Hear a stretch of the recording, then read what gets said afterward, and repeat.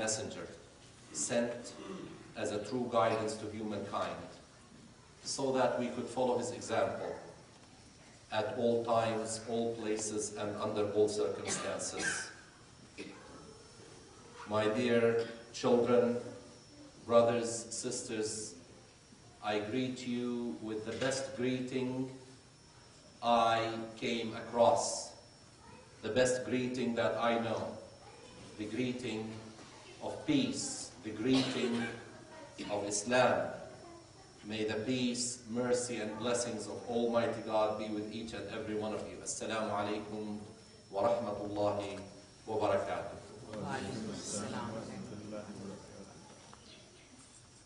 Brother Shafiq came to me and whispered in my ear as we were exiting the prayer room, and he said that the Friday khutbah worked quite well. And I would like to say that if that was the intention to bring us together, then Alhamdulillah Rabbil Alameen, that it really worked. Because I know that our community is a healthy community, and sometimes, like all of us, we need a little bit of shaking. We need to be reminded, because Allah subhanahu wa ta'ala told the Prophet Muhammad sallallahu alayhi wa sallam that his message is a message to remind people. فَذَكِّرْ إِنَّمَا أَنْتَ مُذَكِّرْ. Period. This is our message of Islam. Allah reminded Prophet Muhammad to remind us because he's a reminder. And it is human nature that God created. We cannot run away from our nature. We are human beings. And quite a bit of time, quite often, in everything we do, we need someone to come and remind us. Because life can be overwhelming at times. So I just wanted to say that I'm expressing our feeling that we are very happy, we are delighted, and this is the beginning. Because each one of us, inshallah, is going to do a little da'wah. Allah subhanahu wa ta'ala in Al-Quran Al-Kareem reminded us through Prophet Muhammad sallallahu alayhi wa sallam, "Ud'u ila sabili rabbika bil hikmati wal maw'idati al hasana." Go, ya Muhammad, call people to the path of your Lord, but use wisdom and good advice. Don't be harsh. Don't frown while reminding people. وَلَوْ كُنْتَ فَضًّا غَلِيظَ الْقَلْبِ لَانْفَضُّوا مِنْ حَوْلِكَ. Ya Muhammad, you are Muhammad. Yes, you are Muhammad. وَمَا أَرْسَلْنَاكَ إِلَّا رَحْمَةً لِلْعَالَمِينَ. You are sent as a mercy to humankind. But Ya Muhammad, let it be known that had you been harsh and stiff at heart, they would have really scattered from around you. So don't go like many people, and I have to say it, that while we are preaching, sometimes we forget ourselves and we put on a self-righteous mask. And as we put it on, we forget that we are frowning in people's faces. We are showing a very arrogant face. When Prophet Muhammad ﷺ always used to remind himself to always keep a smile on his face. Even when his voice would go higher to make a point, he would always keep a smile on his face. So if you want to remind someone who is lax in praying Fajr on time, don't go and tell him how bad he is. He's praying 4 prayers on time. And you want him to pray, or you want her to pray the 5th prayer, don't go and frown. Give him or give her credit for the 4 prayers on time, and work with her. Work with him. Don't start by saying, you know what, even though you're praying 4 prayers on time, Fajr prayer is going, if you don't make it on time, is going to take you to the hellfire. Allahu Akbar, he will never pray on time, Fajr. This is not Islam. Islam is beautiful, and that's why the surah that I read from, Surah Luqman, carries the name of a father. And the series we are really engaging ourselves in is Save a Family. And a family is made of a husband, father, or, oh, we should have started with mother, because then you have to be politically correct, shouldn't you? So a family actually, no, it's not politically, Islamically correct. Ummaka, ummaka, ummaka. See, my son is smiling because, you know, he keeps reminding me, your mother, your mother, your mother, so sit back, then your father. Even though this morning he said something to me that was a little bit tricky. Anyway, the mother is the foundation. But when it says, الرجال قوامون على النساء, we need to understand it. So when we talk about the family and men, but doesn't it say that men are above women? على النساء. We have to learn Quranic Arabic. We can't just say that this means men are standing above and no, it doesn't mean that.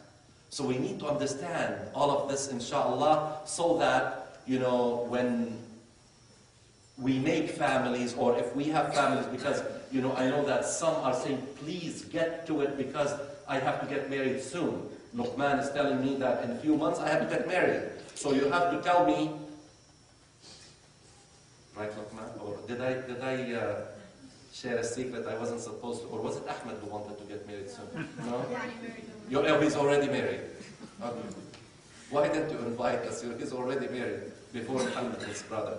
Anyway, it carries the name of a father, Luqman, speaking to his son, and a family, daughters, sons, mothers, fathers, husbands, wives, you know, but when I say wives, it doesn't mean, you know, wives. I say it because many people say wives. So, okay, how many wives? One wife. We will talk about, you know, the medicine sometimes that you may have to take, not because it is something that you take all the time, but it is a reason to heal something.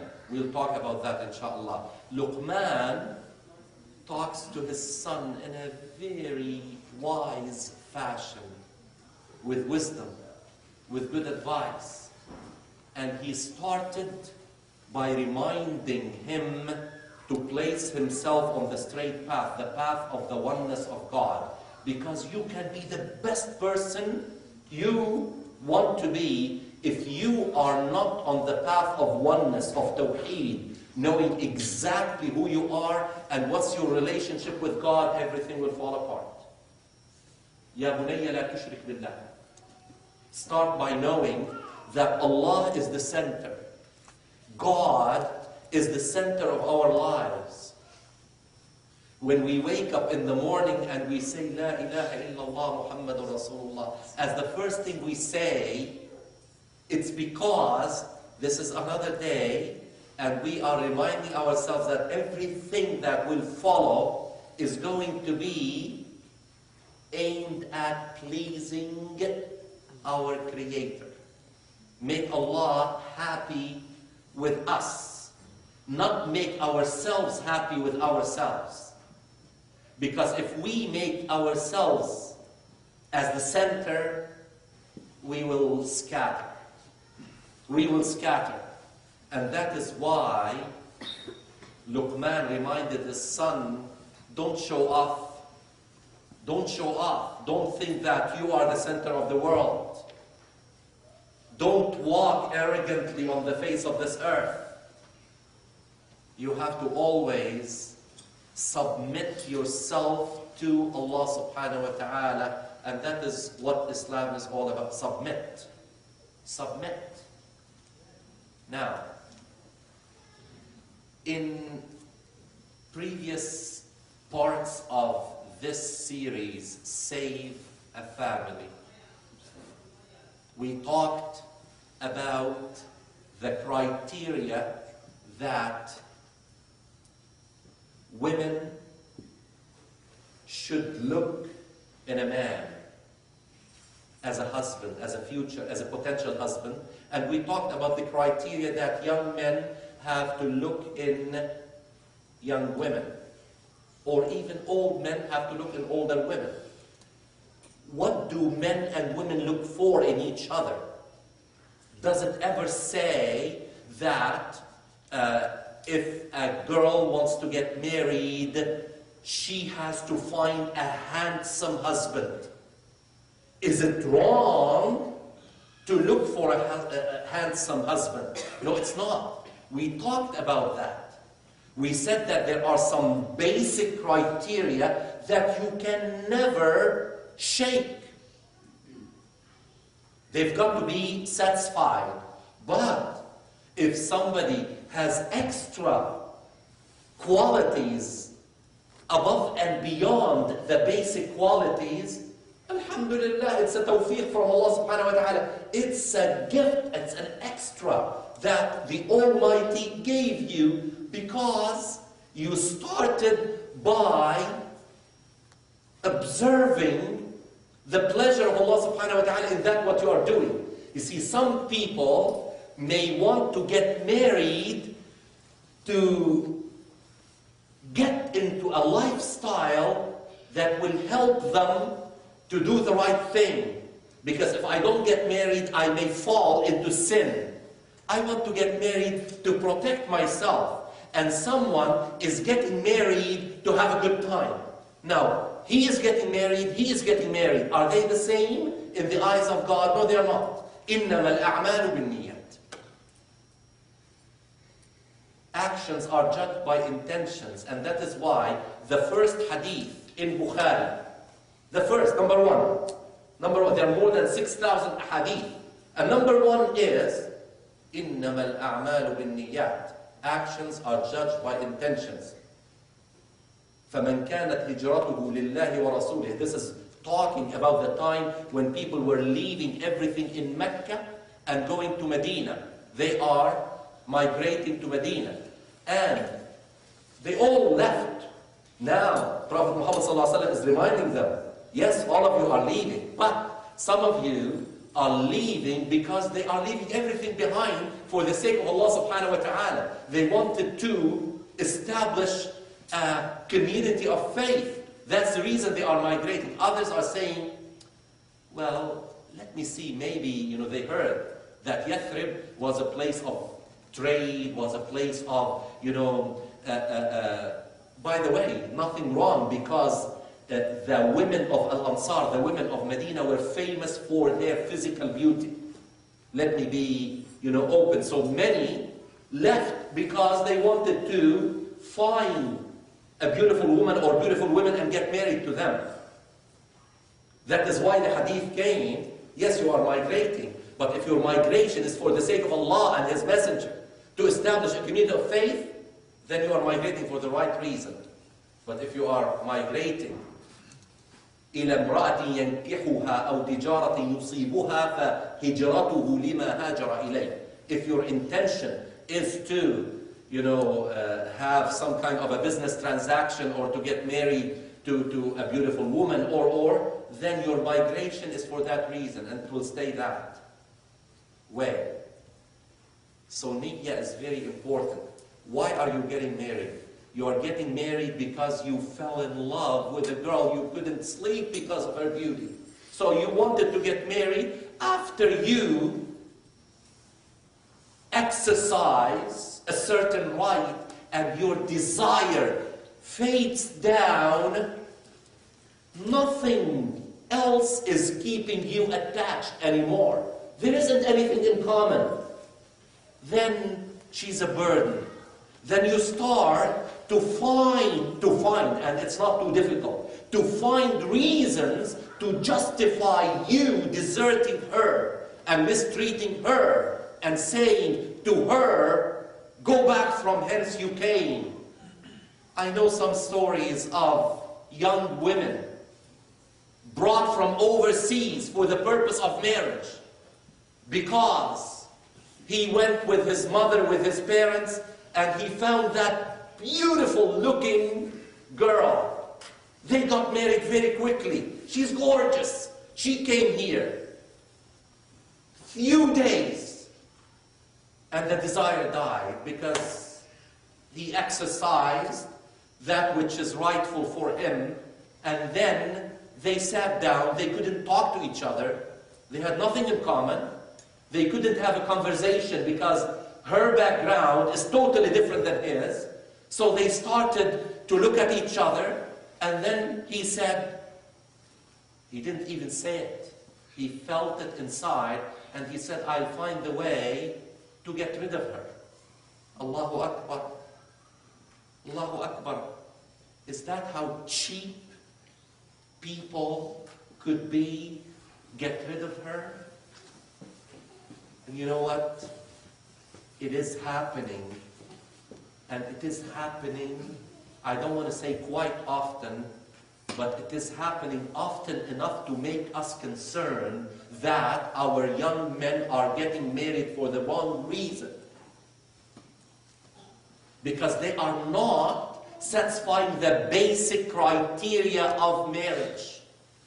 So I say to all parents and to all young men, when the time comes, that when you want to get married, you take those basic criteria, you satisfy them, and anything above and beyond, it's a bonus, it's a plus. But the basic criteria cannot be shaken. You can't. How misguided of parents who receive a proposal for their daughter from someone who is wealthy, who is a doctor, let me say a doctor, because I know that people are fascinated by this title, DR. And you know, no one is worthy to get married to our daughter except a doctor. He has to be a doctor. So, a wealthy doctor, handsome, from a great family, you know, that family goes generations into a nobility, and he doesn't pray, but you know, we will sit with him, maybe we can get him to pray. He doesn't really, he's not interested in coming to the Islamic Center or to the masjid, or, you know, because he, basically, these things don't interest him. But with time, we will start, as parents, look for justification so that we can sleep at night and enjoy the wealth and the degree and the handsomeness and. So we forgot the basic criteria. We started to look at the frills. The frills. If, let's say, you go to a supermarket that has newly opened its doors and everything beautiful decoration, and then you go and you find that the quality of food isn't that great. What goodness is the decoration, you know, if the quality of the food is not good? If you go to a car dealership and you find that it's fascinating, it looks so beautiful, but the service, the people who are there are serving you, you know, in a way that leaves a lot to be desired. No. Basic criteria, we discussed that before, Malish, I'm going over them again. You know, for a man, you cannot say, يعني معلش, he will get it there. Deen, and look at this, and I mentioned that last time we were talking about this. Why did Prophet Muhammad ﷺ say deen and akhlaq? Deen and if we mention deen, shouldn't that include akhlaq? The answer is no. The answer is no. Because deen is not only ibadat. Deen is not only acts of worship, salat and zakat and siyam and hajj, because many people pray and fast and give zakat and go for hajj, but they have no akhlaq. They have no akhlaq because they did not look. Deen is mostly understood by people as the ibadah, but akhlaq is mu'amalat. Read Surah Al-Hujurat. Surah number 49. What's Surah Al-Hujurat? Surah Al-Hujurat, compartments in the Quran, 49. You see, the end of every surah is like the summary. The end of Surah Al-Hujurat is about Islam and Iman, Islam and Iman, Islam and Iman. And don't say that I'm a Muslim and I'm a believer. It talks about Islam and Iman. But the subject matter of Surah Al-Hujurat, it talks about no salat, no zakat, no hajj, nothing of that, nothing.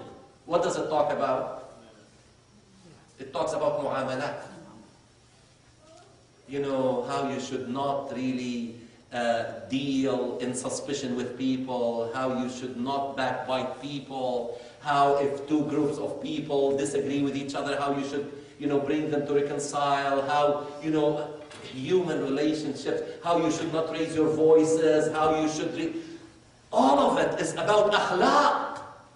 And then it talks about قالت الأعراب آمنا قل لم تؤمنوا ولكن قولوا أسلمنا ولما يدخل الإيمان في قلوبكم. You know that the Arabs claim that they have faith. No, you do not have faith. You only submitted, and faith still needs of you to really work on your akhlaq. Manners. That is why إذا أتاكم من ترضون دينه وخلقه. Wow means and deen and akhlaq فزوجوا. But his hair is thinning out. He doesn't have enough hair, and he's a little bit short. And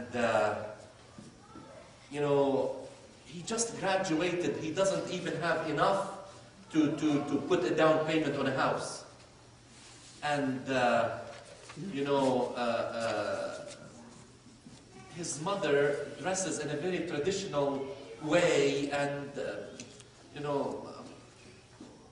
Allahu Akbar. We start to always, Shaitan always says, but look at the other things, when he is definitely a man of deen and akhlaq. Two things for men. Please remember them. Please, young ladies, mothers, fathers. Okay, because why am I saying mothers and fathers? Because, again, here, ma'alish, you will find that I go into lots of details, but it's okay. It's okay. Because many young women, Muslim women, who grew up in this country, and they talk to their friends.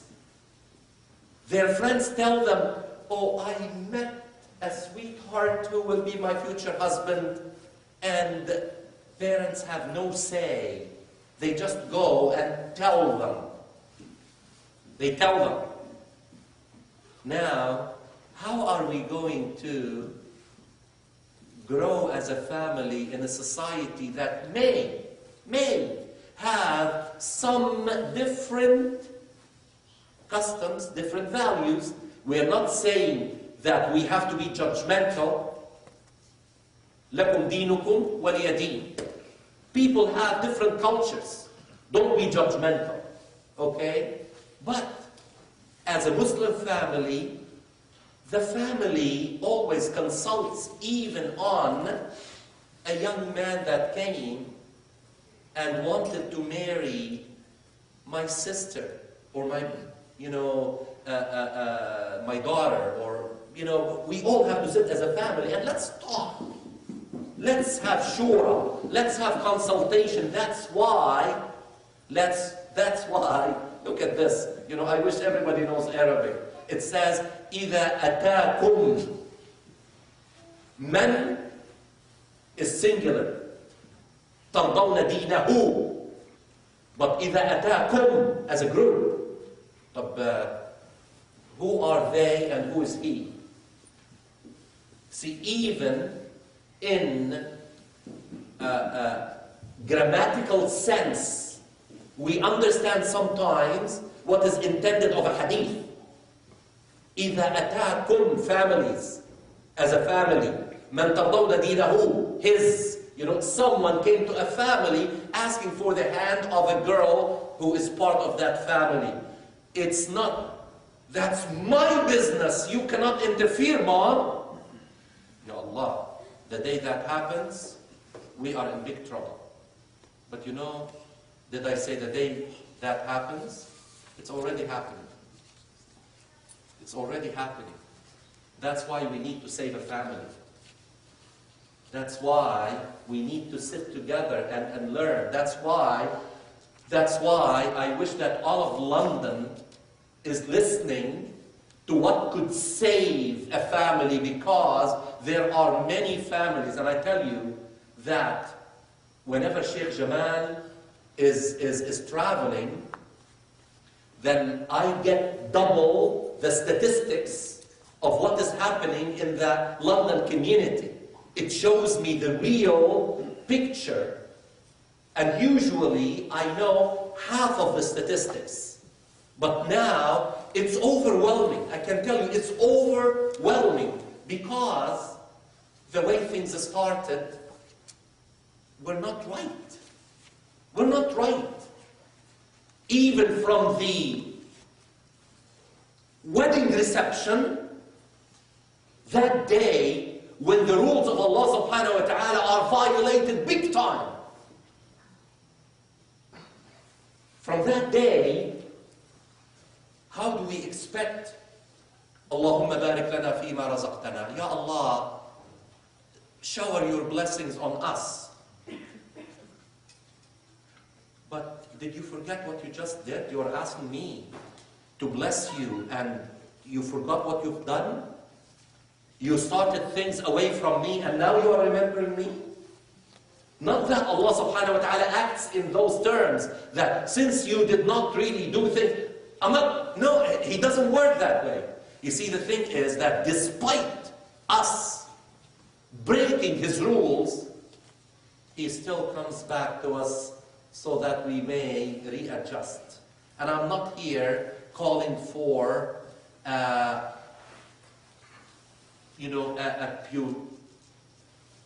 pure attitude that is far from being practical, because there's a utopia and there is practical life. I am asking us to really recognize that Allah subhanahu wa ta'ala needs to be worshipped properly. That is why we say Tawheed. Ya bunayya la tushrik billah. Everything you do, Tawheed. Let us always remember Allah subhanahu wa ta'ala. That is why إِذَا أَتَاكُمْ مَنْ تَرْضَوْنَ دِينَهُمْ, as a family, get together, raise your children so that they will understand how important it is to be together as a family. إِذَا أَتَاكُمْ مَنْ تَرْضَوْنَ دِينَهُ وَخُلُقَهُ. معلش, don't just, yes, we agree. Even when you go and you get a job, they put you under probation, don't they?